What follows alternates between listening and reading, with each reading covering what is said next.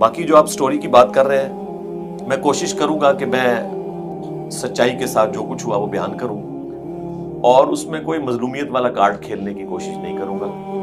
جو کچھ ہوا وہ بتاؤں گا انشاءاللہ تعالی، اور اس میں آپ کے جو کاؤنٹر کوسچنز آتے جائیں گے انشاءاللہ میں بتاؤں گا، اور یہ بھی آپ کو خوش کرنے کی خاطر کر رہا ہوں میں. ورنہ اگر یہ ساری باتیں میں نے کرنی ہوتی تو میں 21 دسمبر 2025 کو اپنے پبلک سیشن میں کر دیتا. نہیں، مجھے اس لیے بھی پوچھنا ہے کہ انجینئر محمد علی مرزا پر جو الزام لگا ہے اور اس الزام کے بعد وہ جن حالات سے گزرا ہے وہ ساروں کے سامنے ضرور آنے چاہیے. بالکل. اور مجھے آپ سے سچائی کی ہمیشہ توقع رہی ہے، اور آج بھی امید ہے کہ آپ سب کچھ ویسے ہی بتائیں گے جیسا گزرا انشاءاللہ تعالی. دیکھیں 25 اگست 2025 کو منڈے کا دن تھا. جی. اس سے ایک دن پہلے ہمارا پبلک سیشن 213 ریکارڈ ہوا تھا 24 اگست کو، اور اس سے بھی 2-3 دن پہلے تھوڑی فضا بننی شروع ہو گئی تھی، لیکن مجھے اندازہ نہیں تھا کہ یہ کیا کھچڑی بن رہی ہے.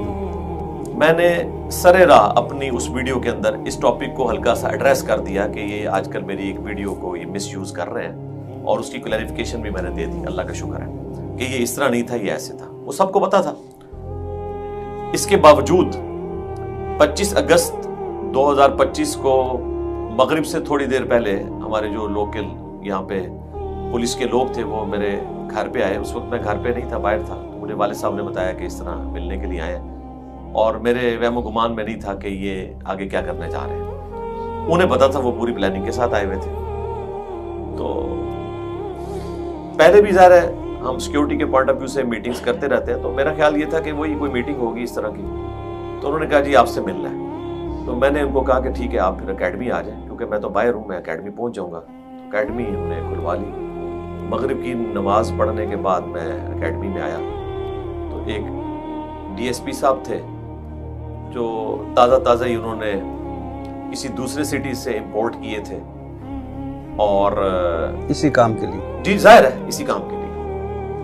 اور ایک ساتھ ان کے سیکیورٹی کے انچارج تھے جیلم شہر میں، وہ کافی عرصے سے ہیں. ان سے تو خیر میری پرانی واقفیت تھی. تو انہوں نے کہا جی اس طرح کی صورتحال ہے تو آپ اپنی فیملی کو نا فی الوقت شفٹ کرتے ہیں. میں نے کہا کیوں؟ وہ جی واٹس ایپ گروپس میں نا اس تنظیم کی جانب سے جو آج کل زیر اعتاب ہے ہماری ریاست کے، اور وہی اکثر ان ساری چیزوں کے پیچھے وہ ہوا کرتے تھے، تو ان کی طرف سے اس طرح کے میسیجز جو ہیں وہ فلوٹ کر رہے ہیں. میں نے کہا یہ تو میں 17 سال سے بھگت رہا ہوں، کیا فرق پڑتا ہے؟ اس سے بڑی تھریٹس تو مجھے ٹی ٹی پی کی طرف سے نکلتی ہیں ہر سال. جو علماء کی ایک لسٹ نکلتی ہے جس میں مولانا طارق جمیل صاحب کا نام ہوتا ہے، ثاقب رضا مصطفی صاحب کا، مولانا فضل الرحمان کا، میرا، تو وہ لسٹ ہر سال نکلتی ہے. تو ہم تو عادی ہیں، تو اس سے زیادہ خطرناک لوگ تو نہیں ہیں یہ. ان کا نہیں جی بہت خطرہ ہے تو آپ فیملی کو شفٹ کریں اور اپنا بھی آپ کوئی دیکھ لیں، فی الوقت کچھ دنوں کے لیے آپ نا کسی جگہ پہ چلے جائیں. میں نے کہا چلے میں کرتا ہوں اس کو.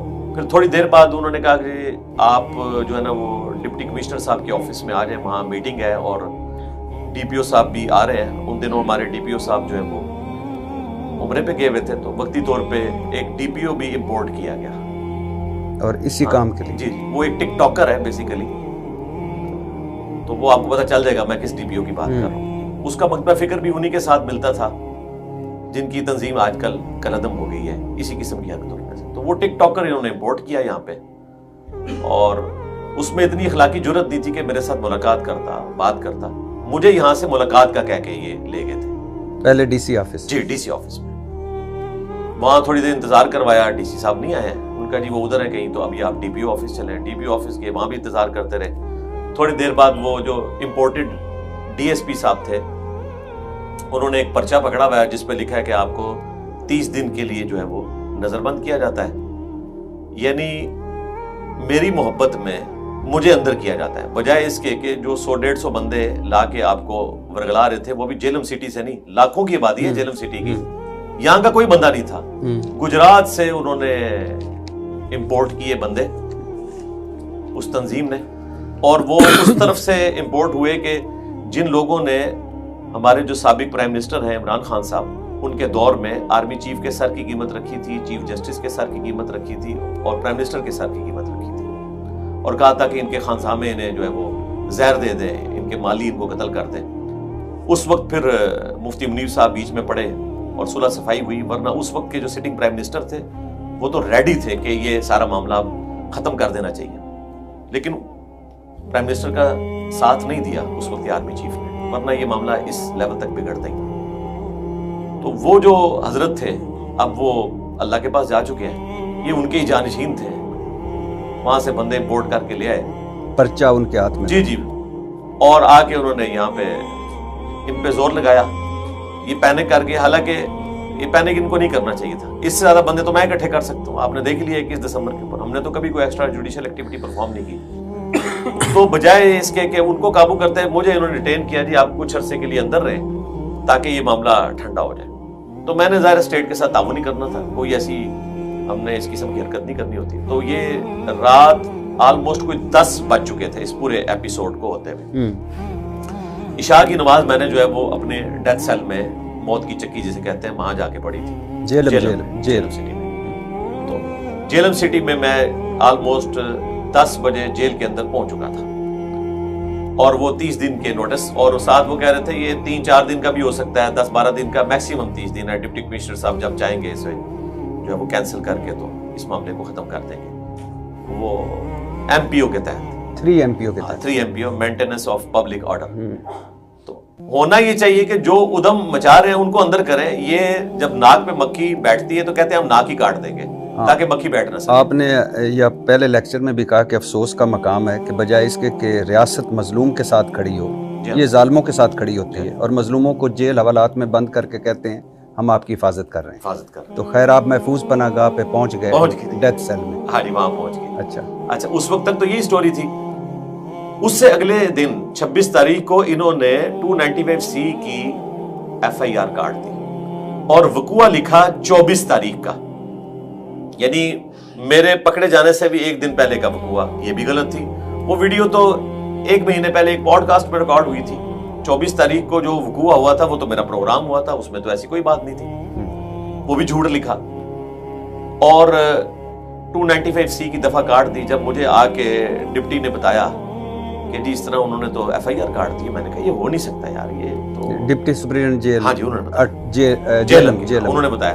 میں نے کہا ایسے کہتے ہیں نہیں، میں نے خود سوشل میڈیا میں دیکھی ہے، میں نے کہا یار یہ تو انہوں نے بڑی گری ہوئی حرکت کی ہے کہ انہوں نے پہلے سٹیپ میں تو یہ ایک سٹیپ طے کیا، اب یعنی پہلے تو یہ ریاست جو ہے وہ صرف لیٹی تھی ان دہشت گردوں کے سامنے، اب شاید اس سے اگلا ورژن بھی ہو گیا ہے جو میں کیمرے میں کہنا نہیں چاہتا، شاید کیمرے کے علاوہ بھی نہ کہوں لیکن اشارے کے لیے بات کر رہا ہوں۔ تو انہوں نے کہا نہیں جی ایسے ہو گیا، تو میں نے وہی پڑھنا تھا، انا للہ و انا الیہ راجعون، اللہم اجرنی فی مصیبتی و اخلف لی خیرا منہا، لا الہ الا انت سبحانک انی کنت من الظالمین، حسبنا اللہ و نعم الوکیل، یا حی یا قیوم برحمتک استغیث ولا حول ولا قوة الا باللہ العلی العظیم۔ تو میں نے کہا ٹھیک ہے، اللہ تعالیٰ اس آزمائش میں سے بھی کوئی خیر نکالے گا۔ اور کرتے کرتے جی اتوار کا دن آ گیا، 31 اگست 2025، فجر کی نماز کے بعد ناشتہ آ جاتا ہے، جیل کے اندر ایک روٹین ہے، وہ ناشتہ لے کے آئے اور انہوں نے کہا کہ اپنا سامان آپ سمیٹ لیں۔ میں نے سوچنا شروع کر دیا کہ انہوں نے تو FIR کاٹی بھی ہے۔ اچھا ذرا یہی رکیے گا، حافظ آباد جانے سے پہلے یہی رکیے گا۔ اچھا آپ کو پہلے لے جائے گا DC آفس، DC صاحب موجود نہیں تھے، پھر لے جائے گا DPO آفس، وہ بھی موجود نہیں تھے، پھر آپ کو اچانک بتا دیا جاتا ہے کہ آپ 3 MPO کے تحت آپ کو نظر بند آپ کی حفاظت کے لیے کر رہے ہیں، پھر آپ کو جیلم جیل پہنچا دیا جاتا ہے، پھر اس کے بعد اچانک آپ کو بتا دیا جاتا ہے کہ آپ پر تو 295C لگی ہے۔ تو آپ کہہ رہے ہیں کہ DPO کو امپورٹ کیا گیا، آپ کہہ رہے ہیں کہ DSP کو امپورٹ کیا گیا، آپ کہہ رہے ہیں کہ پیچھے لوگ تھے، اس کا مطلب ہے باقاعدہ پوری پلاننگ کے تحت آپ کو جی لگ رہا تو ایسا ہی ہے، اب تو ہم کڑیاں جوڑ سکتے ہیں تو پوری پلاننگ کے تحت یہ ہوا ہے۔ تو وہ جو آپ کے پیچھے لوگ تھے یا جو آپ کے پیچھے میرے لوگ پیچھے یا میرے پیچھے پڑے ہوئے لوگ، نہیں ایک تو تھے جو پیچھے پڑے ہوئے تھے، ایک ہیں جو آپ کے پیچھے ہوتے ہیں، ہاں جی وہ کہاں تھے؟ ہمارے پیچھے تو کوئی ایسا جتھا نہیں ہم نے رکھا ہوا کہ جو روڈز کو بلاک کرے اور کوئی اس قسم کی۔ میں جتھوں کی بات ہی نہیں کر رہا، میں تو طاقتور لوگوں کی بات کر رہا ہوں کہ کون طاقتور؟ ہمارے پیچھے تو ایک ہی ہے، الرحمن علی العرش استویٰ، وہ تو ساروں کے پیچھے ہیں اور ان کے پیچھے بھی ہیں. نہیں اور کوئی نہیں ہمارے اچھا پیچھے اور کوئی نہیں. کیوں پھنسایا گیا آپ کو, کیوں سازش کی گئی؟ دیکھیں یہ تو وہی بتا سکتے ہیں جو اس میں انوالو ہے, میں کیسے بتا سکتا ہوں؟ نہیں کوئی ایسی بات تو نہیں آپ نے کر دی تھی کچھ پچھلے چند دنوں میں جو آپ کے پیچھے والے بھی جس سے ناراض ہو گئے ہوں اور جو پیچھے پڑنے والے ہیں ان کو بھی ہلا شیری مل گئی؟ نہیں کوئی ایسی بات میں نے نہیں کی, اور اگر کوئی ایسی بات ہوئی بھی ہے تو وہ سچائی پہ مبنی بات ہے, وہ ہم نے پہلے بھی کی ہے, مستقبل میں بھی کریں گے. پر مجھے کوئی انفارم نہیں کیا گیا. یعنی اگر آپ یہ پوچھنا چاہ رہے ہیں نا, مجھے انآفیشیلی بتایا آپ گیا. بہت ذہین آدمی ہیں, اور میں نے اپنی زندگی میں اس ایج میں, اگر آپ کسی ادھر مغرب میں ہوتے تو اس وقت آئنسٹائن کے بعد آپ کا نام لیا جاتا, کیونکہ آپ ظاہر ہے آگے نہیں. ہم تو آئنسٹائن کو بھی حضرت آئنسٹائن جی میں نے لاسٹ لیکچر میں بہت بڑی ان کی کنٹریبیوشن, ان کی چہرہ نمائی بھی آپ کی میں نے لیکچر میں دیکھی. جی حضرت آپ نے کہا تھا. اچھا لیکن مجھے سمجھ نہیں آ رہی کہ کیا ابھی تک آپ اس کیلکولیشن پہ نہیں پہنچے کہ کیا وجہ کیا بنی؟ دیکھیں یہ تو جو کرنے والے ہیں انہی سے پوچھا جانا چاہیے. میں اگر کوئی بات کروں گا تو بغیر دلیل کے مجھے بات نہیں کرنی چاہیے. میرے پاس کوئی سالڈ ریکارڈ ہو جس کو میں جا کے جوڈیشری میں ثابت کر سکوں, پھر تو میں آپ کے سامنے وہ رکھ سکتا ہوں. چونکہ کیس ابھی 2-3 عدالتوں میں چل رہا ہے اس لیے میں بھی تھوڑا سا محتاط گفتگو کر رہا ہوں, لیکن پھر بھی کوئی کیلکولیشن, کوئی قیاس آرائی, کوئی ٹیوا, کوئی قیافہ؟ میرا تو خیال یہ ہے کہ بس ریاست جو پینک کر گئی ہے, بس میں یہ کہوں گا, اس سے زیادہ کہنے کی ضرورت نہیں. ریاست دباؤ میں آ گئی؟ جی جی بالکل. اچھا, اور آلریڈی کتنے عرصے سے آ رہی ہے. جب انہوں نے 3 MP کا وہ آپ کو بتایا تو آپ نے نہیں کہا کہ مجھے میرے وکیل سے بات کرنے دیں یا مجھے خاندان والوں سے بات کرنے دیں؟ جی میں نے ان لوگوں سے بات کی تھی, اور یہاں سے میرے والد صاحب بھی اور ہمارے جو اکیڈمی کے ٹیم ممبرس ہیں وکلاء, انہوں نے بھی رابطہ کرنے کی کوشش کی. تو انہوں نے کہا, انہوں نے ان کو بھی آپ سمجھ لیں ٹرک کی بتی کے پیچھے لگایا ہوا تھا. جو یہاں ڈپٹی کمشنر تھا, انتہائی بزدل آدمی تھا, اور وہ دونوں پارٹیوں کو خوش رکھنا چاہتا تھا. نہ اس نے ملاقات کروائی, اور الٹا ان کو یہ ہمارے جو وکیل صاحب تھے, یہ والے وکیل صاحب نہیں, جو ہمارے جیلم کے وکیل صاحب تھے جو بار کے صدر بھی ہیں, ان کو اس نے ٹرک کی بتی کے پیچھے لگایا ہوا تھا. کوئی نہیں, یہ بس ربیع الاول ہی گزارنا ہے. حالانکہ بڑی حیران کن بات ہے کہ 295C کی FIR کٹ جائے. میں حیران ہوں ایسے DC کے اوپر, اور حیران ہوں ایسے وکیل کے اوپر, کہ ان سے زیادہ تو مجھے قانون کا پتہ ہے کہ جب FIR کٹ جائے تو نہ DC کے اختیار میں کوئی چیز رہتی ہے, نہ وکیل کے اختیار میں رہتی ہے, پھر تو جوڈیشری میں جاتی ہے. انہوں نے پتہ نہیں کس چیز کے اوپر مان لیا. یہ میں کسی سے گیلا شکوہ نہیں کر رہا, میں صرف ان کو بتا رہا ہوں کہ مستقبل میں آپ لوگ اپنا انٹلیکچوئل لیول بڑھائیں اور اپنے آپ کو ایجوکیٹ کریں اور معاملات کو صحیح طریقے سے لے کے چلنے کی کوشش کریں. تو اچھا, یعنی ان کے ساتھ یہ دھوکے والا معاملہ کیا, اپنے آپ کو ہی دھوکہ دیا جی دونوں نے. سر 295C اتنا بڑا الزام, اتنا بڑا مقدمہ, اتنا حساس نوعیت کا, تو بنا تحقیق, بنا تفتیش یعنی FIR کٹ گئی, کیوں؟ ظاہر نہیں کٹنی چاہیے, بالکل نہیں کٹنی چاہیے. ہم تو دیکھیں کئی سالوں سے کہہ رہے تھے کہ 295C کو انہوں نے اسلام کی بدنامی کا ذریعہ پاکستان میں بنایا ہوا ہے. اگر یہ اس قسم کے واقعات ہوں, اس میں جس طرح ہمارا ایک ڈومیننٹ پلیٹ فارم ہے, تو اس کے بعد تو بھائی گن پوائنٹ کے اوپر وہ کہیں گے 295C کو آپ ختم کریں. تو مجھے تو لگتا ہے کہ علماء شاید چاہتے ہیں 295C ختم ہو جائے. اور میں آپ کے کیمرے کی وساطت سے بتا رہا ہوں کہ 295C اگر ملک سے ختم ہوئی نا, تو اس کے ذمہ دار صرف علماء ہوں گے جنہوں نے یہ جھوٹے مقدمات لوگوں کے اوپر بنائے. رہا ہمارا معاملہ, تو ہم 295C جس حالت میں اس وقت ہمارے آئین میں زبردستی ایک ڈکٹیٹر نے داخل کی سمپل میجورٹی کے تحت, یہ آئینی ترمیم کے تحت داخل نہیں ہوئی بھی, آج بھی سمپل میجورٹی سے یہ فارغ ہو سکتی ہے. یہ جو داخل ہوئی بھی ہے نا, ہم اسے قرآن و سنت کے بالکل منافی سمجھتے ہیں اس حالت میں. اگر اسے کوئی قرآن و سنت کے قریب بھی لانا تھا انہوں نے اپنی ڈاکٹرن کے تحت, ایٹ لیسٹ اس میں توبہ کی شیک ڈالنی چاہیے تھی, وہ بھی نہیں ہے. باقی رہا قرآن و سنت کے اعتبار سے, تو وہ تو پھر ایک علیحدہ سے بحث ہے. اس کی طرف اگر ہم چل پڑے تو پھر ان کے لیے کچھ چیزیں سننا مشکل ہو جائیں گی. تو ہم یہ سمجھتے ہیں کہ 295C کے اوپر خودکش حملہ کیا ہے علماء نے اور نظراتی کونسل نے, انہوں نے مل کے خودکش حملہ کیا ہے. اور پبلک کو ان سے پوچھنا چاہیے کہ کہیں یہ تو ان لوگوں کے ساتھ نہیں ملے ہوئے جو 295C کو ختم کروانا چاہتے ہیں. اچھا میں اس طرح بعد میں آتا ہوں. اچھا لیکن میرا اتنا تو سوال بنتا ہے ایک پاکستانی ہونے کی حیثیت سے, ایک مسلمان ہونے کی حیثیت سے, کہ اگر آپ کسی پہ 295C لگا رہے ہیں تو پہلے کچھ مرحلے تو ہونے چاہیے. جی جی ہونے چاہیے. ان مرحلوں سے گزر کر پھر آپ لگائیں. اگر کوئی اتنا بد نصیب ہو سکتا ہے اس ملک میں مسلمان ہوتے ہوئے کہ جو نبی حضرت محمد مصطفیٰ صلی اللہ علیہ وسلم کے حوالے سے میں تو وہم و گمان میں بھی نہیں آ سکتا, اگر آئے تو مرحلے تو ہونے چاہیے تاکہ کسی کو. سر میں نے کئی سال پہلے 4 سٹیپس بتائے تھے, سجیسٹ کیے تھے. 1 سال پہلے اس پہ میری ویڈیو آئی تھی اور کئی دفعہ آ چکی ہے کہ آپ پہلے نمبر کے اوپر جو آپ کے پاس ویڈیو آتی ہے نا, جو بندہ ویڈیو لے کے آئے اسے کہیں جی کلپ نہیں چاہیے, پوری ویڈیو لے کے آؤ, آدھا سے زیادہ کیس ادھر ہی فارغ ہو جائے گی. ٹھیک. دوسرے نمبر کے اوپر جب وہ ویڈیو آ جائے پورے کانٹیکسٹ کے ساتھ اس کا فرینزک کروائیں. اے آئی کی تو نہیں بنی ہوئی ہے, اس میں کوئی قطع برید تو نہیں کیا گیا, کٹنگ تو نہیں ہوئی ہوئی ہے. جب یہ بھی ہو جائے, تیسرے سٹیپ کے اوپر اس بندے سے پوچھا جائے کہ بھائی آپ کیا کہنا چاہ رہے تھے, وہ اپنی کلیریفیکیشن دے. یہ ساری چیزیں جب کنفرم ہو جائے کہ واقعی اس نے کیا اور انٹینشنلی کر رہا ہے, تب آپ اگلے سٹیپ کے اوپر آ کے علماء کے ساتھ اس کو بٹھائیں. ایف آئی آر پھر بھی نہ کاٹیں اور علماء اسے بتائیں کہ بھائی یہ جو تم جرم کرنے جا رہے ہو اس کی یہ سزا ہونے والی ہے دنیا اور آخرت میں, اور تم مسلمان ہو, مسلمان ہوتے ہوئے یہ کیسی حرکت کر سکتے ہیں, اس کے اوپر توبہ پیش کریں.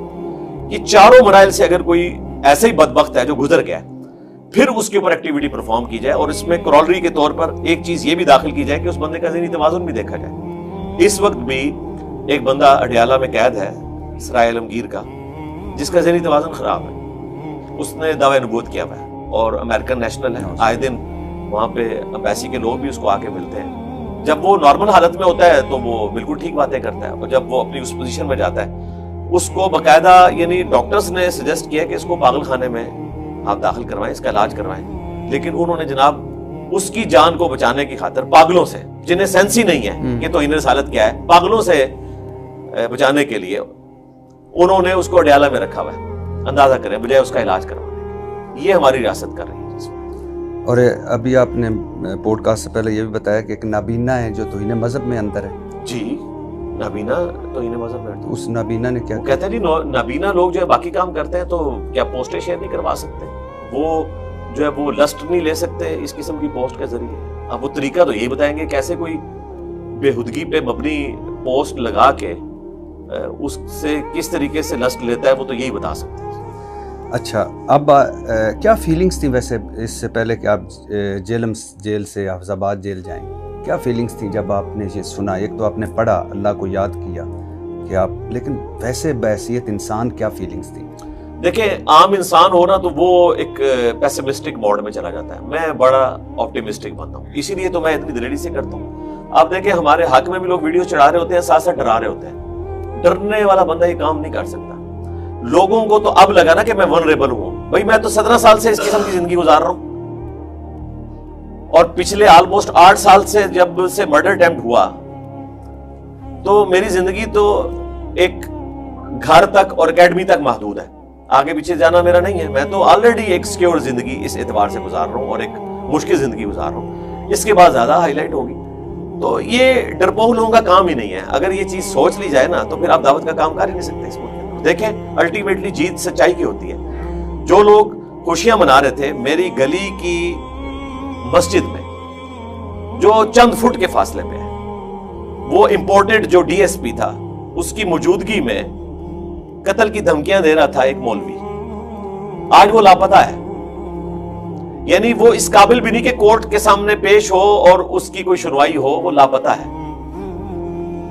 اس طریقے سے باقی جو لوگ ولاگز بنا رہے تھے سب کے سب لوگ لاپتہ ہیں, مل ہی نہیں رہے, چھپ گئے ہیں. پہلے تو کہتے تھے پھندے کو چوموں گا, اب وہ غائب ہوئے. میں وہ کس نے غائب کیے یا خود غائب کیے ہمیں تو نہیں پتا.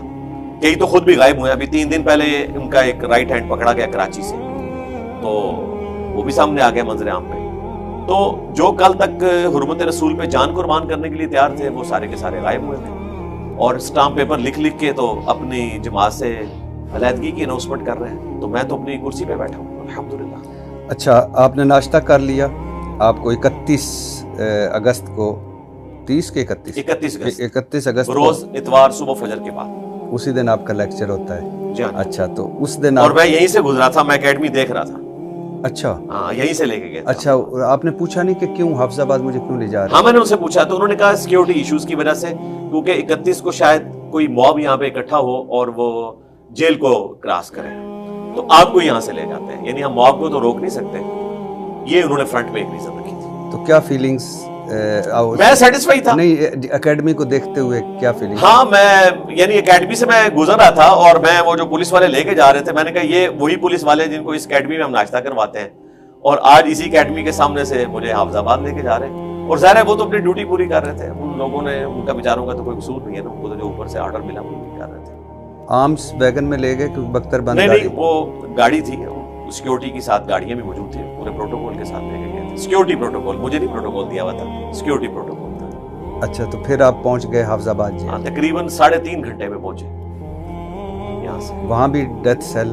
جی, وہاں پہ بھی ڈیتھ سیل, اور لیکن وہ اس سے بہتر تھا. پاکستان میں سب سے لیٹسٹ جو جیل بنی ہوئی ہے نا, سب سے آخر میں جو بننے والی, جو کھل چکی ہیں, ویسے تو ابھی اسلام آباد والی بھی کھلنے والی ہے. اب تو ہمارے پاس جیل کی بھی ساری انفارمیشن ہے. ہاں, جیل کی ساری لینگویج وہ ایک وکھرا جہان ہے. وہ بھی آپ مجھ سے اینڈ پہ ڈسکس کیجئے گا کہ وہاں کی ٹرمز کیا ہیں. مثلاً کیا ہے کچھ؟ یعنی وہاں پہ ٹرمز یوز ہوتی ہیں, ناشتے کے لیے آدھی روٹی آپ کو ملتی ہے, اسے ٹوکن کہا جاتا ہے. ٹوکن, آدھی روٹی ہوتی ہے وہ کٹی ہوئی, سیمی سرکولر. اچھا, اسی طریقے سے وہاں پر یعنی انگریزوں کے زمانے سے لینگویج چل رہی ہے نا, سب اچھا ہے بولا جاتا ہے, آل از اوکے. جب ساری چکیاں شام کے وقت بند کر دی جاتی ہیں نا, تو وہ پھر جو وہاں پر انتظامیہ کا ہیڈ ہوتا ہے وہ سارے اپنے سب آرڈینیٹ سے پوچھتا ہے کہ سب اچھا کر دیا ہے. وہ کہتا ہے ہاں جی سب اچھا ہو گیا. سب اچھا ہو گیا مطلب یہ ہے کہ سارے لوگوں کو ہم نے چکیوں میں بند کر دیا اور لاک لگا دیا. پھر انہوں نے فجر کے بعد ان کو نکالنا ہوتا ہے اور مرغیوں کی طرح گنتی پوری کرنی ہوتی ہے. تو جو بیچارے فجر میں اٹھنے کے عادی نہیں ہیں, ان کو وہ پھر زبردستی اٹھا کے باہر نکالتے ہیں, اور وہ بالکل ٹھیک نکالتے ہیں کہ اندر کوئی بندہ فوج شدگان میں بھی شامل ہو سکتا ہے, پتہ ہی نہ چلے, بعد میں پتہ چلے. تو وہ ایک وکھرا جہان ہے جی. اور آپ دیکھیں کہ جس پورشن میں میں تھا اسے کہا جاتا ہے سزائے موت کی چکیاں. آپ امیجن کریں کہ کھانے والا آپ کے لیے کھانا لے کے آئے اور وہ اناؤنسمنٹ کر رہا ہو کہ سزائے موت والوں کا کھانا آ گیا ہے, تو آپ امیجن کر سکتے ہیں. تو میں آپ کو بتا رہا ہوں کہ یہ ہنسنے والی بات نہیں ہے, لیکن مجھے یعنی ایک اس اعتبار سے ہنسی آ رہی ہے کہ لوگ باہر بیٹھ کے تو کہتے ہیں نا کہ جی جیل کی زندگی جو ہے وہ ہم گزار لیں گے جی. بڑے بڑے لوگوں نے دعوے کیے تھے, لیکن بہت کم لوگ ہیں. زیادہ تر لوگ تو صلح صفائی کر کے باہر نکل آتے ہیں. جیل کی ایک علیحدہ سے زندگی ہے, اس کی اپنی ایک دنیا ہے. وہاں کے رہنے والے لوگ جو ہے نا جی, ان کا گھر پھر وہی بن جاتا ہے. اب میری چکی جو تھی اڈیالہ میں, آپ نے چونکہ موضوع چھیڑ لیا, آگے جانے سے پہلے اسی کو کنکلوڈ کر لیتے ہیں. وہ 3 چکیاں تھیں جی اکٹھی. اس میں جو سٹارٹ والی چکی تھی وہ مجھے دی انہوں نے. ویسے اس چکی میں جس کا سائز 10x12 ہوتا ہے, اور اس کے کارنر پہ 4x4 کا ایک واش روم بنا ہوتا ہے جس کی دیوار بمشکل 2 فٹ ہوتی ہے. یعنی آپ کو باقی چکی کے لوگ دیکھ لیتے ہیں جب آپ واش روم بیٹھ رہے ہوتے ہیں. اس چکی میں جس کا سائز 10x12 ہوتا ہے 9 لوگ رکھے جاتے ہیں. مشکل سے صرف وہ لیٹتے ہیں. راڈ کو کروٹ بھی کوئی نہیں لے سکتا, کروٹ لے تو دوسرے پہ گرتا ہے, اور چکیوں میں لڑائی اس پہ ہوتی ہے کہ اس کا پاؤں میرے اوپر پڑ گیا. مجھے بتائیں 9 بندے جب ساتھ ساتھ جڑے میں, اور رات کو آپ کو اگر رفع حاجت کے لیے اٹھنا ہے تو کتنے لوگوں کو پھلانگ کے آپ جائیں گے, اور اس میں ظاہر ہے پاؤں بھی پڑ جائے گا, اور پھر اس کے اوپر لڑائی جھگڑا بھی ہوگا. اور اسی پورشن میں آپ نے نہانا دھونا بھی کرنا ہے, اسی پورشن کے اندر آپ نے اپنے برتن بھی دھونے ہیں. گھر میں تو کسی نے امیجن نہیں کیا ہوتا کہ اسی ٹوائلٹ کی سیٹ کے اوپر آپ کو اپنے برتن بھی دھونے پڑے, اور سب کے سامنے, کیونکہ دیواری اس کی اتنی سی ہے, سیکیورٹی کی وجہ سے انہوں نے رکھا ہے کہ باہر سے نظر آتا رہے. اتنی مشکل صورتحال کے اندر جو بندہ وہاں پہ جاتا ہے نا, تو وہ تو کہتا ہے کہ میں جہنم میں آ گیا. اور سیدنا یوسف علیہ السلام کا قول بھی ہے, اسرائیلی روایتوں میں ملتا ہے کہ دنیا کی جہنم جو ہے وہ جیل ہے, انہوں نے کاٹی ہے نا. وہ جیل تو بہت ہی زیادہ اذیتناک تھی. اب تو انہوں نے پیرامڈس کے بیسمنٹ میں وہ جیل بھی دکھا دی ہے, کئی 100 سیڑھیاں نیچے جا کے جہاں پہ سورج کی روشنی بھی نہیں آتی. یہاں تو چلے سورج کی روشنی بھی آ رہی ہے. تو یہ جناب وہاں 10x12 کے اندر 9 بندے. آپ کے پاس 3 چکی؟ نہیں, میں ایک چکی میں اکیلا تھا. 3 یعنی کمبائنڈ چکیاں تھیں. میرے ساتھ والی چکی جو تھی وہاں پہ ایک پروفیسر صاحب تھے جو آلموسٹ کوئی 8.5 سال سے قید تھے. ان کو 295A میں 10 سال کی سزا ملی, لٹریچر کے پروفیسر. اور تیسری والی جو چکی تھی اس میں ایک کرسچن بشپ تھے, انہیں سزائے موت ہوئی بھی تھی. لیکن سزائے موت چونکہ موقوف ہے یورپین یونین کے پریشر کی وجہ سے, تو آپ سمجھ لیں وہ عمر قید میں بیچ میں تھے. ان کی ایج اس وقت 72 ایئرز ہو چکی تھی اور آلموسٹ 13.5 سال سے وہ اور ان کا جو فیصلہ تھا نا اس پہ جج نے لکھا ہے کہ ان سے کوئی گستاخی ثابت نہیں ہوئی ہے لیکن پبلک پریشر کی وجہ سے میں ان کو سزا دوں. اچھا. اور شام کے وقت آ کے اس دن وہ ان سے معافی بھی مانگ کے گیا کہ میں نے آپ کو غلط سزا دی ہے. بشپ صاحب سے جی معافی اپنی بیوی سمیت آ کے مانگ کے گیا جج صاحب. جی. اور اب 13.5 سال بعد ان کا ایکویٹل ہوا ہائی کورٹ میں. اب جا کے ان کی اپیل لگی اور راولپنڈی بینچ نے ان کو ایکویٹل دیا. تیسرے دن وہ فوت ہو. یعنی 13.5 سال آپ نے ایک انسان کے چھین لیے. اب کیا ریاست وہ 13.5 سال کو واپس کر سکتی؟ اور بے گناہ انہوں نے میرے سامنے فیصلہ رکھا. میں تو زیادہ وقت ان کی چکی میں گزارتا تھا. ظاہر ہے کہ اسلام کے نام کے اوپر دھبا ہے اس قسم کے فیصلے. تو میں اسلام کی وہ پکچر پیش کرنا چاہتا تھا جو ہے. تو میں زیادہ وقت ان کی چکی میں گزارتا تھا ان کی دلجوئی کرنے کے لیے. اور انہوں نے بھی آتے ہی میرے ساتھ بڑا اس نے سلوک کیا. مجھے برتن دھونے کے لیے صابن کی ٹکیا اور ایک انہوں نے برتن دیا, کچھ برتن ساتھ دے دیے اور بڑے اچھے طریقے سے. پھر ان کے پاس LED بھی لگی ہوئی تھی اور میں نے آپ کا پروگرام بھی دیکھنا ہوتا تھا, شاہ زیب خان دادا کا پروگرام, کیپٹل کا. یہ تینوں پروگرام میں شوق سے دیکھتا ہوں. اور میری خوش نصیبی تھی کہ جیو آتا تھا. مجھے خطرہ تھا جیو کے ایمان نہ کیا ہو تو وہ میں پروگرام دیکھ لیتا تھا اور ساتھ ان کے ساتھ گپ شپ ہوتی تھی. پھر وہ سارا کیس میں نے اسٹڈی کیا. 4.5 سال ٹرائل چلا, سزائے موت ہوئی. پھر اپیل لگنے میں اتنے سال لگ گئے کہ 13.5 سال کے بعد ان کا ایکویٹل ہوا اور 3 دن بعد ان کی موت ہوئی. تو غموں کی ایک داستان ہے جی. یہاں پہ زیادہ تر جعلی کیسز. کوئی صحیح بھی ہوں گے, صحیح بھی ہوں تو آپ نے توبہ پیش کرنی ہے, دیٹس آل, ختم کریں. آپ نے جیل بھی کاٹی اور ابھی کہا کہ جیل مشکل ہے اور واقعی مشکل ہے. بہت بڑے لوگ دعوے کرتے ہیں کہ کیا فرق پڑے گا جیل جانا پڑے اور وہ 2-4 دن میں ہی پتلی گلی سے نکل جاتے ہیں. لیکن کچھ لوگ ایسے بھی ہوتے ہیں جن کے بارے میں کہا جاتا ہے کہ وہ جیل نہیں کاٹ پائیں گے اور وہ کاٹ لیتے ہیں. ویسے ہی بتا رہا تھا. اچھا, آپ آگے نام بھی لے لیں, تو کوئی عرض نہیں ہے. آپ جیو میں تو نہیں بیٹھے ہوئے, آپ اکیڈمی میں بیٹھے ہوئے. نہیں, میں جیو میں نام لیتا ہوں, یہاں نہیں. اچھا, مجھے یہ بتائیے, سنا ہے میں نے کہ آپ کی چکی اور عمران خان صاحب کی چکی کی دیوار ایک تھی. ہاں جی, بیچ میں ایک دیوار اکٹھی. ان کی چکی نہیں, ان کی چکی ہے. ان کے پاس 6 چکی ہیں. آپ کے پاس بھی تو 3 تھی. نہیں 3 نہیں, 3 میں میرے پاس ایک تھی, باقی 2 میں تھے. 3 وہ چکے اس کے باہر جو واکنگ ایریا ہے نا وہ کمبائنڈ تھا ہمارا, لیکن میرے پاس ایک چکی تھی, ایک پروفیسر صاحب کے پاس اور ایک جو بشپ صاحب. اور ان کے سامنے جو اوپن ایریا ہے نا وہ بھی آلموسٹ سمجھ لیں تقریباً 20 فٹ بائی کوئی 50 فٹ کا ایریا بنا جو سامنے میں. لیکن اس کے اوپر بھی وہ اسی طریقے سے جیل والی سلاخیں ہوتی ہیں. وہ آپ ایک پنجرے میں ہی ہوتے ہیں. باہر نکل کے آپ کو صرف یہ احساس ہوتا ہے کہ چلے سورج نظر آ گیا, آسمان نظر آ گیا, لیکن وہ جیل کا ہی احساس ہوتا ہے. لیکن یہ بھی بڑی نعمت ہے کہ آپ کو وہاں پہ واک کرنے کی اجازت ہے. تو یہ بیسیکلی 10 چکیاں اس طرح بنی ہوئی ہیں اور ان میں 3 ہیں, پھر 4 اور پھر اس کے آخر میں بھی 3 اور ان کے درمیان دیوار ہے. یعنی 3 کے بعد ایک دیوار, 4 کے بعد ایک دیوار. اور بالکل اس کے پرپینڈیکولر 6 چکیاں تھیں خان صاحب کی. اور جو بشپ صاحب کی جو چکی تھی نا اس کی دیوار آخری دیوار تھی, اس کے پرلی طرف ان کی چکیاں پرپینڈیکولر شروع ہو جاتی تھی اور بیچ میں ایک دیوار تھی. اور بائی چانس جب خان صاحب ناشتہ کرنے کے لیے آتے تھے, ہمیں نظر تو نہیں آ رہے ہوتے تھے, تو وہ ان کا جو مشقتی ہے نا وہیں پہ وہ ان کے لیے ناشتہ تیار کر رہا ہوتا تھا. ایگزیکٹلی 9 بجے وہ آ جاتے تھے اور 3 بجے آ کے وہ شام کا کھانا کھاتے تھے. یہ 2 ٹائمنگ ہمیں پتا تھی, اس لیے کہ وہ جب اپنے مشقتی سے تھوڑی بہت کوئی گفتگو کرتے تھے تو ان کی آواز کی بیس بھی ہے اور ویسے بیچ میں ایک دیوار ہے مشکل سے 10-11 فٹ کی اور اوپر سے اوپن ہے, تو آواز کبھی کبھار کوئی 2-4 جملے کان میں پڑ جاتے. کیا 2-4 جملے؟ میرے نبی سا ہے ہی کوئی نہیں, تیرے بابے تھے شاہ ہی کوئی نہیں, یہ وہ کہا کرتے تھے. نہیں ویسے میں ویسے پوچھ رہا ہوں, کوئی ایک آدھ جملہ ایسے. ہاں وہ کرکٹ کو ڈسکس کر رہے ہوتے تھے.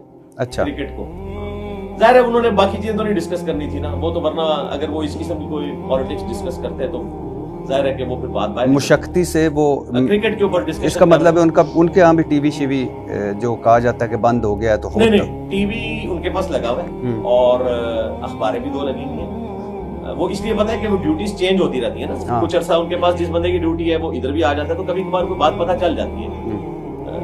باقی یہ جو پبلک میں مشہور ہے نا کہ ملاقات کوئی کسی سے کر سکتا ہے, اس طرح کوئی ملاقات نہیں کر سکتا. چاہے آپ کی ایک دیوار ہو, اس دیوار آپ سمجھ لیں وہ دیوار ایسی دیوار ہے کہ وہ پولیس رات ہے اس کو کراس کرنا, تو آپ دوسری طرف نہیں جا سکتے اس طریقے سے. 6 چکیاں ان کو ملی ہیں, جس طرح ہمارے 3 इकट्ठी थी, उनको 6 की 6 मिली हुई है, उनमें एक आध में शायद उनका मुशक्कत थी, बाकी में सामान और बाकी सामने उनको ओपन एरिया भी मिला हुआ है, लेकिन ज़ाहिर है जेल ही है। तो वो नाश्ता करने उस चक्की में आते थे जो चक्की नहीं, वो ओपन एरिया था। अच्छा, ओपन इधर एरिया। हमारा ओपन एरिया, अच्छा। उधर उनका ओपन एरिया, वो आपस में 90 डिग्री। और उसमें भी दीवार है। हाँ जी, दीवार है, ज़ाहिर अच्छा। दीवार है। अगर गूगल मैप हो तो मैं आपको एग्जैक्टली बाद में दिखा भी दूंगा। अच्छा, तो अच्छा, लेकिन सबको नहीं दिखाऊंगा क्योंकि सिक्योरिटी रीजन होने। हाँ, अच्छा, तो कभी कभार यानी वो नाश्ते की और वो नाश्ते में एग्जैक्टली 9 बजे आ जाते थे। खुशबुएं तो आती होंगी आपको? जी बिल्कुल खुशबू, और ये जो देसी घी और ये बातें हो रही हैं, बिल्कुल ये तड़के लगते थे और हमें खुशबू आती थी। हम तो जेल के ही खाना खाते थे वो, और ये कोई उनके ऊपर एहसान नहीं हुआ था। बी क्लास मुझे भी अवेलेबल हो सकती थी, ज़ाहिर है मैंने 19 ग्रेड से रिटायरमेंट ली हुई है, मुझे भी एक मुशक्कती मिल सकता था, लेकिन सिक्योरिटी रीजन की वजह से हम उस तरफ जाना नहीं चाहते। अगर मुझे मिले तो एक एक्स प्राइम मिनिस्टर को तो इससे ज्यादा फैसिलिटीज मिलनी चाहिए, और वो मिली हुई थी उनको। उनके पास ये नहीं, वो चिकन वगैरह उनको कच्चा दे देते थे, वो उनका मुशक्कती उनको बना देता था इस तरीके से। दोपहर का खाना वो 3 बजे खाने आते थे, तो वो हमें पता है, और ये एग्जैक्टली उनके थे। लेकिन 4 नवंबर के बाद फिर हमने उनकी आवाज नहीं सुनी। 4 नवंबर को? हाँ, वही वाली बात जो पब्लिक में मशहूर थी कि 4 के बाद शायद उनको अंदर कर दिया। तो चूंकि मैं टीवी भी देख रहा था तो मुझे भी खदशा पड़ा कि कोई ऐसी हरकत हुई है, लेकिन फिर वो वहाँ पे एक बंदा जो ड्यूटी पे था, मैंने उससे रिक्वेस्ट की कि यार मुझे ये जरा कंफर्म करके बताओ। तो उसने कहा नहीं, वो अब दूसरी तरफ बैठते हैं क्योंकि धूप उस तरफ होती है, इसलिए वो उधर जाके बैठते हैं। अच्छा, अब इस तरफ नहीं बैठते। तो वो फिर कंफर्म हो गया, बाद में कंफर्म हो गया। वो ये जो मशहूर किया हुआ ना कि उनको जनाब बाहर नहीं निकलने देते, फजर के बाद ये SOP है, हर बंदे की चक्की खुलनी ही खुलनी है, इसको कोई बंद कर ही नहीं सकता। जो जेल मैनुअल है ना, उसके तहत भी खुलनी है, यानी चाहे उसने बाहर निकल के मुशक्कती से पॉलिटिकल गुफ्तगू भी करनी है, तब भी वो चक्की जरूर खुलनी है, उसका राइट है। ये हाँ, मसला उनको ये होता है कि बाहर गुफ्तगू ना जाए, तो यानी ये कोई सियासत का हेडक्वार्टर ना बने, ये मैं उनकी बात करूं। तो ये धूप की वजह से गए थे कि आपकी वजह से दूसरी तरफ? नहीं, मैंने तो कोई बात ऊंची आवाज से करनी नहीं होती थी, नहीं, नारा मारा हो शायद। उन्होंने वो तो मैंने एक अच्छा, तो कोई यानी कभी कोई खास जुमले नहीं, कोई खास, बस यही मैं हाँ, अगर मैं वहां से आवाज उनको लगाता ना, हाँ, तो वो सुन सकते थे, लेकिन ज़ाहिर है ये अनएथिकल होता, तो मैंने जेल का कोई प्रिंसिपल तोड़ना तो नहीं। हाँ, एक दफा ये हुआ कि मेरे आने से पहले वो जो बिशप साहब थे, उनको काफी ज्यादा खांसी लगी हुई थी रात को। तो वो रात को फिर खान साहब को आवाज आती थी, तो वो उन्होंने बिशप साहब ने खुद बताया कि जी आपके आने से कुछ अर्सा पहले मेरी चक्की इन्होंने यहाँ से शिफ्ट कर दी थी, खांसी की वजह से खान साहब को रात को नींद नहीं पड़ती थी, तो अब मेरी खांसी बेहतर है, तो आप आए हैं। तो वो चक्की खाली करवा के उनको दोबारा वहां पे शिफ्ट कर दिया। फिर हम 3 लोग थे, बाकी जो हमारे साथ जितनी चक्कियां थी 8-8 9-9 लोग। आप जरा इमेजिन करें कि वो क्या मछली बाजार बना होगा। और कभी कोई खास गुफ्तगू आपने उनकी नहीं सुनी? कोई खास नहीं, खास भाई कभी कोई ऊंची कोई बात कर क्रिकेट के बारे में कोई इस तरह की गुफ्तगू आ गई, कोई और बात जो याद आ रही हो या कुछ? नहीं, कोई ऐसी बात नहीं है कि मैं जो मुझे सुनाई दी गई। अब मैं खुद से अगर कोई स्टोरी बनाना चाहूँ तो वो बना सकता हूँ, लेकिन अल्लाह से खौफ आता है, बस मैंने इतनी बात।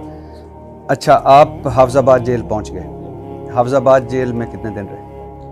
वहां पर मैं 31 अगस्त को ले गए और ऑलमोस्ट कोई जोर के करीब मैं वहां पे पहुंच गया था, जोर से पहले ही। उसके बाद 11 सितंबर 9/11 हमारे साथ भी हुआ ना, 9/11 को मैं फिर वहां से निकला और 9/11 को जेलम लेके आए और यहाँ कोर्ट में पेश करके मेरी कस्टडी जबरदस्ती हवाले कर दी NCCIA के। और बजाय इसके कि वो अपने SOP को फॉलो करते, उन्होंने कहा चूंकि आपने कस्टडी हवाले की है आपकी उन्होंने पुलिस ने, तो अब हम मजबूर हैं कि जो पुलिस वाली FIR है उसके अगेंस्ट हम एक FIR काटेंगे, वरना उनका SOP ये नहीं होता।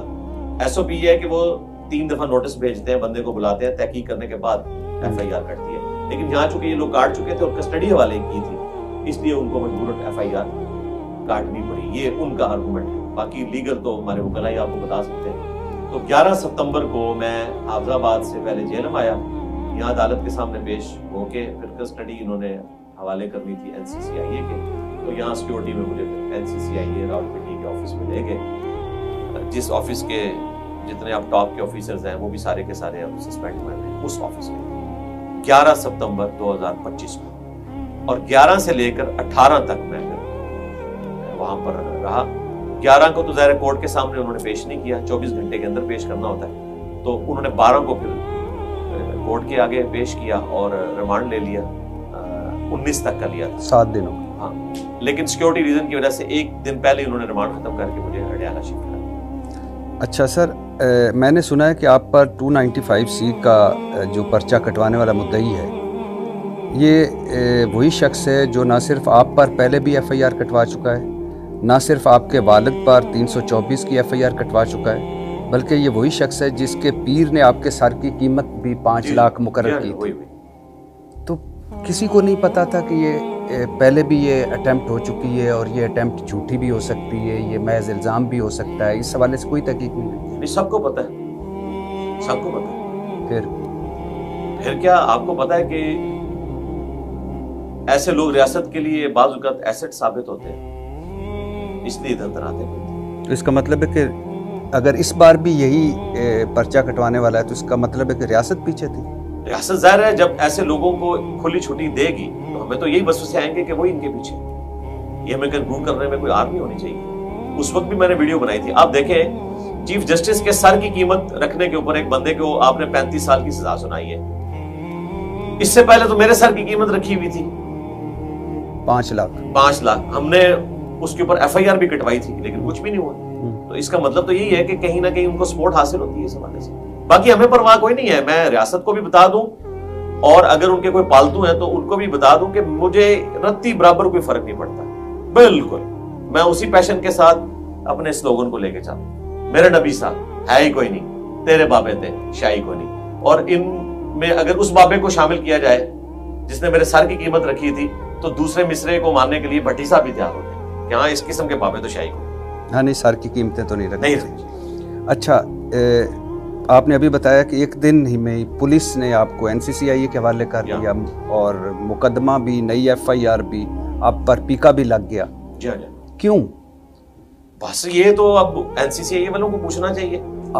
آپ اتنے مشہور و معروف شخصیت ہیں، اتنے آپ کے فالوورز ہیں، آپ کے ساتھ آپ کو DC آفس لے جایا جاتا ہے، گھر فون کیا جاتا ہے، آپ کو بلایا جاتا ہے، DC آفس لے جایا جاتا ہے، DPO آفس لے جا کر آپ کو ایک پرچے پہ کہا جاتا ہے اندر، پھر وہاں سے جیلم سے پھر حافظ آباد سے جیلم سے اڈیالہ سے پولیس سے FIR، یعنی آپ نے کہیں بھی کوئی رجسٹ نہیں کیا؟ میں نے کیوں رجسٹ کرنا تھا؟ میں تو اپنے حق کے لیے، جی میں اپنے رب کے سامنے اپنی فریاد کرتا ہوں، پلس ہم قانوناً معاملات کو لے کے چلتے ہیں۔ تو ہم نے پھر قانوناً پہلے دن ہمارے وکیل صاحب جو حافظ طاہر ایوبی صاحب ہیں وہ وہاں پہ میرے ساتھ ملاقات کے لیے پہنچ آئے تھے، اور ہم نے قانوناً اس معاملے کو لے کے چلنا تھا، نہ ہم نے کوئی روڈ بلاک کرنی تھی، کیونکہ ان چیزوں کو میں غلط سمجھتا ہوں۔ دیکھیں جن تنظیموں سے میرا شروع سے اختلاف ہے کہ وہ ایکسٹرا جوڈیشل طریقے سے لوگوں کو تنگ کرتے ہیں، ان پہ مقدمات بناتے ہیں اور ریاست کو تنگ کرتے ہیں، روڈز بلاک کر کے، دھرنے دے کے۔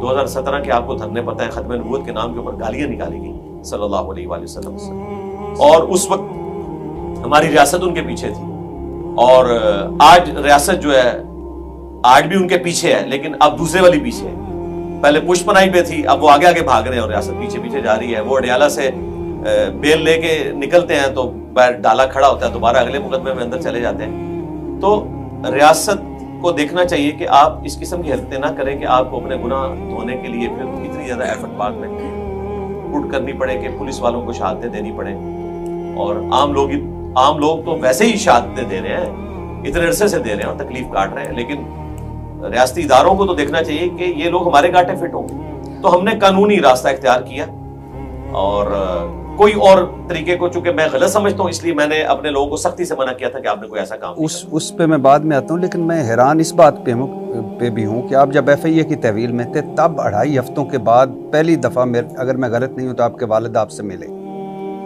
ہاں جی، وہ اڈیالہ میں ملے تھے۔ اڈیالہ میں، یعنی 2.5 ہفتوں کے بعد ملاقات۔ جی۔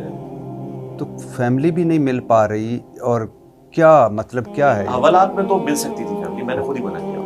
اچھا، خود ہاں، میرے اپنے ٹیم ممبرز تو ملے تھے مجھ سے آ کے، اچھا، اور وکیل صاحب بھی ملے تھے۔ فیملی کو میں نے منع کیا تھا کہ آپ نے یہاں نہیں آنا۔ میں نہیں چاہتا تھا کہ وہ اس ماحول کو آبزرو کریں اور پوری زندگی کے لیے ان کے دماغ کے اوپر ایک چیز نقش ہو جائے۔ اور یہ اڈیالہ میں بھی جو میرے والد صاحب یا میرے بیٹے ملنے کے لیے آئے، تو یہ میرے منع کرنے کے باوجود ملنے کے لیے آئے۔ مجھے ایک دن پہلے سپرنٹینڈنٹ صاحب نے بتایا تھا اس طرح ملنا چاہتے ہیں، تو وہ میں نے کہا جی ان کو منع کر دیں، اور ایک دن بعد انہوں نے مجھے بلوا کے ملاقات کروا دی۔ میں نے کہا میں نے تو منع کیا تھا، کہا نہیں جی ملاقات